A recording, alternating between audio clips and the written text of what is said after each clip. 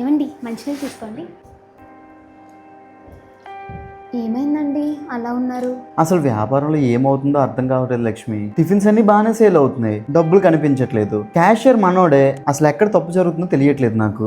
ఏమండి మీకు గుర్తుందా, లాస్ట్ టైం మనం ఒక షాప్కి వెళ్ళాము, అక్కడ బిల్లింగ్ మిషన్ ఉంది కదా, అలాంటిదే మన షాప్ లో కూడా పెట్టిస్తే అయిపోతుంది కదా. అలానే సీసీటీవీ కెమెరాస్ కూడా పెట్టించామనుకోండి, ఏమవుతుందో మనకు తెలిసిపోతుంది కదా.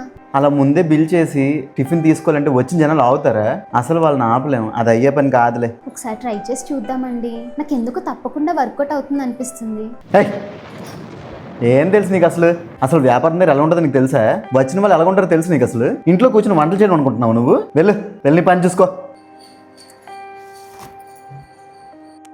ఇచ్చిన సలహాని పట్టించుకోకపోయినా పర్లేదు, కానీ ఈ విధంగా తక్కువ చేసి మాట్లాడడం మాత్రం కరెక్ట్ కాదు.